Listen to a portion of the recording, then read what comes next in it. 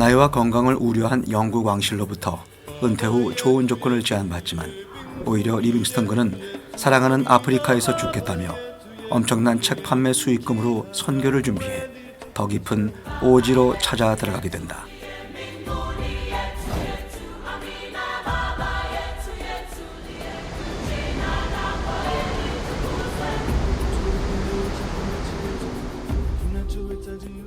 (30년간) 3번의 전도 여행으로 남부, 동부, 중앙아프리카를 탐험하며 원주민들에게 복음 증거, 의술을 가르치며 아프리카 대륙을 최초로 유럽에 알리고 아프리카 동부 연안의 노예 무역을 폐지하였으며 그가 개척하며 만든 지도를 따라 많은 선교사들이 아프리카 내륙으로 들어갈 수 있었다. 1913년에는 영국 왕립지리협회에서 데이비드 리빙스턴의 탄생 100주년 기념식이 거행될 만큼 큰 영향을 주었다.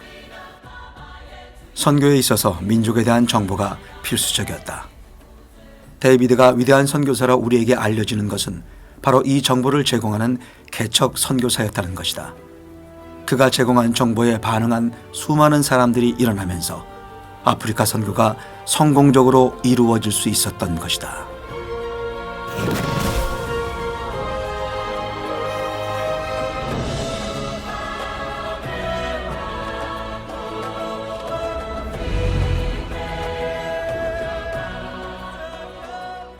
(1813년) 스코틀랜드에서 태어난 데이비드 리빙스턴은 아침마다 가족들이 함께 성경을 읽고 주일학교에서 배운 성경 구절을 암송했다. 행상인 아버지는 가는 곳마다 하나님 말씀을 전하고 사람들을 위해 기도해 주었으며 수백 장의 전도지를 돌린 후 매일 저녁 자녀들에게 그 나라의 일들을 들려주었다. 가난한 가정 형편으로 10살부터 방직 공장에서 하루 14시간의 일을 하면서도 학업을 쉬지 않았고 조금의 여유만 생기면 책을 읽기 위해 안간힘을 썼다. 그는 디크의 종교 철학과 미래 국가의 철학이란 책을 통해서 예수 그리스도의 구원을 받아들이는 것이 그의 의무요 가장 고귀한 특권이라는 것을 깨달아 구원을 받아들이고 선교 사역을 통해 자신을 전적으로 그리스도께 헌신하기로 결심했다. 어느 곳이든 보내주십시오. 오직 주님이 저와 그곳에 함께 가주십시오. 어떤 짐이든 주십시오. 오직 견뎌낼 힘도 주십시오. 오직 주님의 심장과 주님을 섬기는 그 관계로만 저를 묶어주십시오. 그리고 주님의 음성이 들렸다. 세상 끝날까지 내가 너와 함께 할 것이다.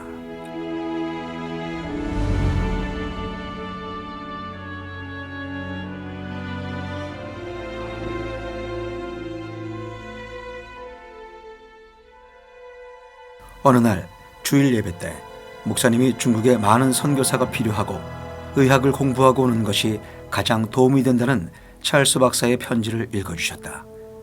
실현 불가능의 어려운 형편 속에서도 선교를 위한 의학 공부를 계속했다.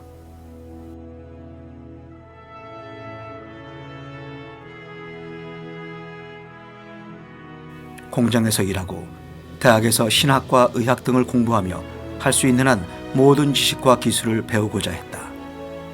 중국에서 선교사로 일할 때 언젠가는 쓸모있게 될 것이라 생각했기 때문이다.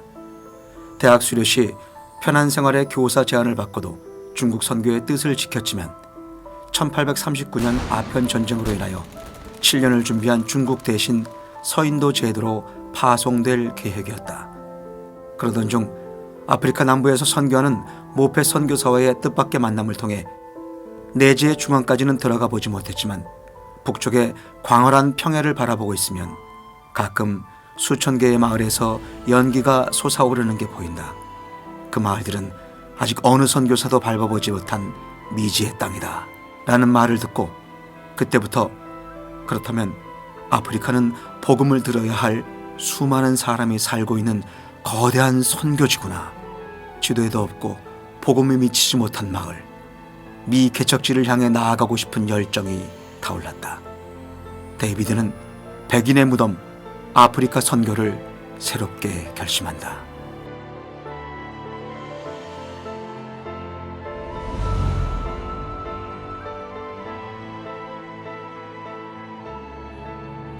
데이비드는 복음을 듣지 못한 미전도 종족을 늘 생각했고 여러 난관이 있었지만 믿음으로 이 모든 것을 감수하고 뛰어넘었다.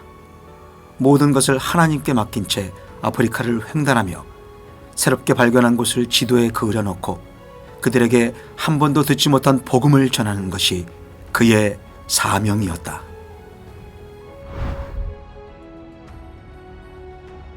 백인만 보면 죽이는 부족 방문을 결심한 데이비드는 돌아갈 안전한 길도 있었지만 한 번 결심한 것은 절대로 굽히지 않았다. 적대적인 부족 사람들과도 마음속으로 간절히 기도하며 과감히 친구가 되어 서로 돈독한 사이가 되었다.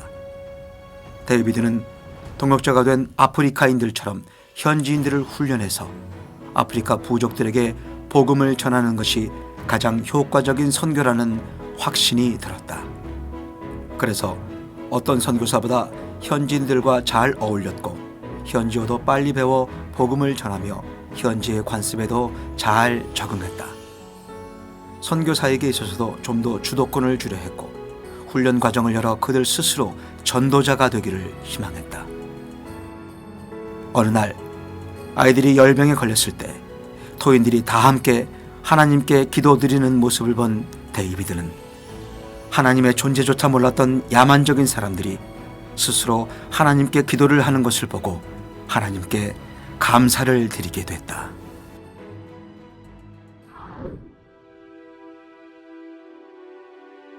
한편으로는 소심하고 변덕이 심한 성격으로 선교사에게 어려움을 겪기도 했다.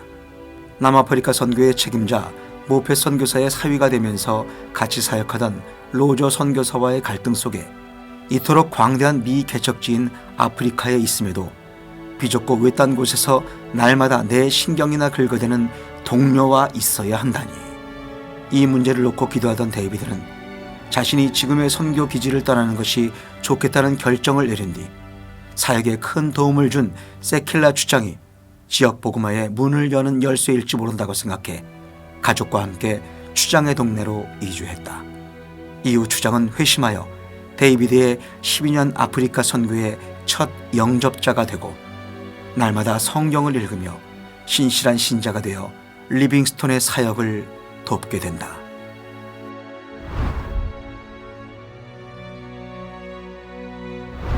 데이비드는 험난한 아프리카 선교 여행 동안 내가 너희를 고아와 같이 버려두지 아니하고 너희에게로 오리라는 요한복음 14장 18절 말씀과 찬송가 393장 오 신실하신 주를 즐겨 부르며 큰 용기를 얻었다고 한다. 탐험 중에 대원 몇 명이 떠나고 의료 가방까지 훔쳐 달아나 병에 걸리면 큰일 날 상황이었지만 데이비드는 포기하지 않고 중앙 아프리카를 향해 길을 재촉했다. 병으로 고통 속에 있으면서도 곳곳에 있는 노예무역의 흔적이 더 마음이 아팠다. 노예무역을 하는 아랍인들이 미웠지만 그들 역시 복음이 필요한 사람이라고 생각했다. 그런 이유로 항상 그들을 정중하게 대하고 기회가 있을 때마다 하나님 말씀을 전했다. 데이비드는 이곳에 기독교 정신으로 이루어진 공정한 무역이 필요하다고 생각했다. 그리하여 그는 이 사실을 세상에 알기 위해 책을 쓰고 강연을 했고 선교 사역을 하면서 노예무역을 억제하려는 의도로 잠베지의 산업과 상업의 발달의 길을 열었다. 그는 개척자적인 사역을 통하여 아프리카에 대한 관심을 불러일으키고 개척한 길들을 통해 복음 전파 사역이 원활하게 이루어지기를 소원했다. 탐험을 하며 인근의 노예무역 실태를 폭로함으로써 노예무역 금지에 이바지하기도 했다. 그러나 불행하게도 노예무역상들이 더 많이 그 길을 이용하면서 서구의 아프리카 식민 착취를 용이하게 했다는 비판을 받기도 한다.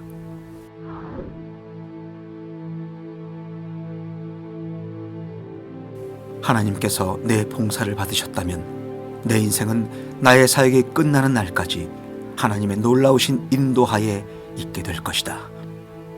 자신의 마지막 탐험지 방게울루 호수 부근 작은 오두막집에서 자신이 위독한 상태임을 알아챈 데이비드는 몇 가지 약을 먹고 잠깐 잠이 들었다가 간신히 몸을 일으켜 바닥에 내려와서는 무릎을 꿇고 두 발꿈치를 침대에 걸치고 두 손을 앞에 모아 기도했다. 몇 시간 뒤 그 자세 그대로 숨이 끊어진 그를 아프리카 현지인 동역자들이 발견했다. 데이비드를 사랑하는 아프리카인들은 2주 동안 밤낮으로 시신을 지키며 미라를 만들고 심장은 나무 밑에 묻은 뒤 1600km를 8개월여 동안 걸어 해안에 도착했다. 탐험 중 사자에게 물린 왼팔로 데이비드 시신임을 확인하고 영국으로 옮겨져 세상을 떠난 지 11개월 반 만에 웨스터민스터 사원에서 국장으로 장례를 치른 뒤 안치되었다. 데이비드 리빙스턴은 말년에 옥스퍼드 대학에서 명예학사 학위를 받게 된다. 연설을 마치자 한 학생이 손을 들고 일어섰다. 선생님, 선생님으로 하여금 아프리카 생활을 잘 이겨내도록 한 비결이 있었다면 그것이 무엇이었습니까? 리빙스턴이 잠시 생각에 잠기더니 입을 열었다. 내게 있어 비결은 아무것도 없었습니다. 그저 내가 세상 끝날까지 너희와 항상 함께 있으리라 하신 예수님의 말씀과 그분의 십자가가 나를 끝까지 붙들어 주었을 뿐입니다. 아프리카 선교의 아버지 데이비드 리빙스턴이 개척하고 발견해낸 길들을 따라 선교사들이 어려움 없이 아프리카 내륙으로 들어갈 수 있도록 하였고 아프리카 선교의 가능성을 보여주었으며 그리고 아프리카에 대한 뜨거운 선교열을 불러일으켰다. 애굽 땅에서 죽은 야곱이 뼈를 가나안 땅에 묻어달라고 유언한 것처럼 윌리엄 캐리, 허드슨 테일러, 데이비드 리빙스턴은 영국 땅이 아닌 그들의 영적인 가나안 땅인 선교 현지에서 죽음을 맞이하였다.